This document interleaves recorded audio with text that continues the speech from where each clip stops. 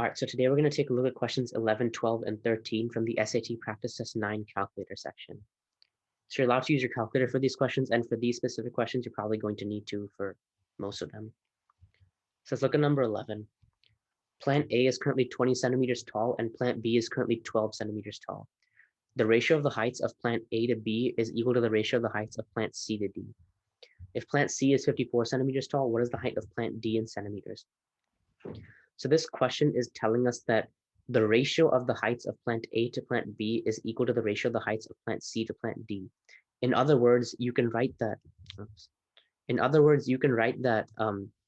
A divided by B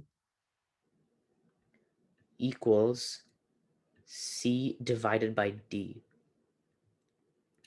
And so here we're given A, B, and C, so we just need to find D. So we can substitute those numbers in. So 20 for A divided by 12 for B equals 54 for C divided by D.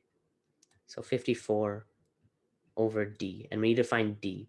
And we're going to do this using cross multiplication. So D is going to be equal to 54 times 12 divided by 20. So let's use our calculator to do this because it's possible to do this using your head, but it's going to be much quicker with the calculator. So 54 times 12 divided by 20 should give us 32.4 centimeters. And so our final answer is going to be A. That's number 11. Let's move on to number 12. Biologists found a new species of pale shrimp at the world's deepest undersea vent, the B vent field. The vent is 3.1 miles below the sea's surface. Approximately how many kilometers below the sea's surface is the vent? And it gives us the conversion factor of 1 kilometer is approximately 0.6214 miles. So this question is asking us to convert 3.1 miles into kilometers using this conversion factor.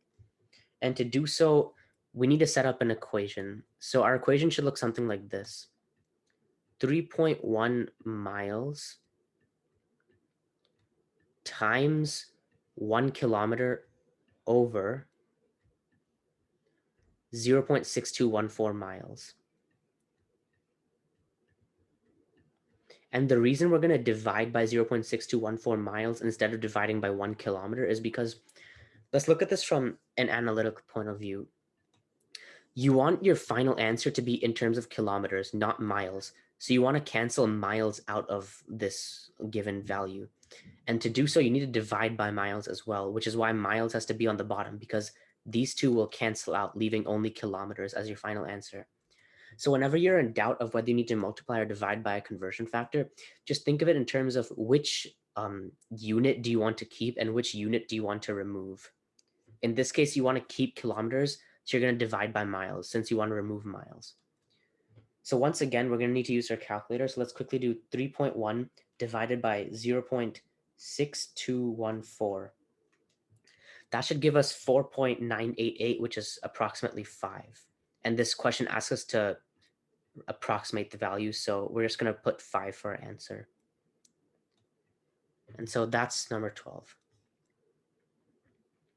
Let's move on to number 13. A cargo helicopter delivers only 100-pound packages and 120-pound packages. For each delivery trip, the helicopter must carry at least 10 packages, and the total weight of the packages can be at most 1,100 pounds. What is the maximum number of 120-pound packages that the helicopter can carry per trip? So to do this question, we're going to set up two different inequalities. Our first inequality is going to be, it's going to relate the total number of packages, which is at least 10. And our second inequality will relate to the total weight of the packages, which is at most 1,100 pounds. So let's set 100-pound packages equal to X and 120-pound packages as Y.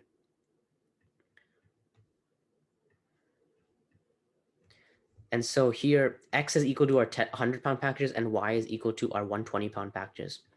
So if we add X and Y together, we should have at least 10. So it can be no less than 10. So it's going to be greater than or equal to 10 packages because that's our minimum number. And for our second inequality, if we multiply x by 100 because that's the weight of each x package.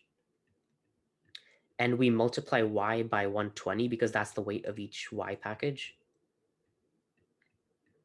It should equal nothing more than 1,100. So it's going to be greater, it's going to be less than or equal to 1,100. And so from here, we need to find the maximum number of 120-pound packages. So we need to find the value of y. And to do so, we can move y over to the other side to try to simplify this equation using substitution.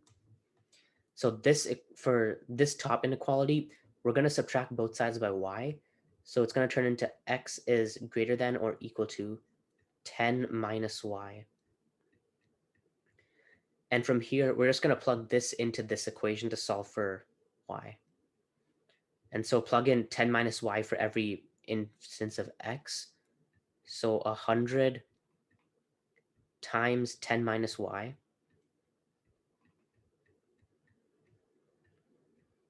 plus 120y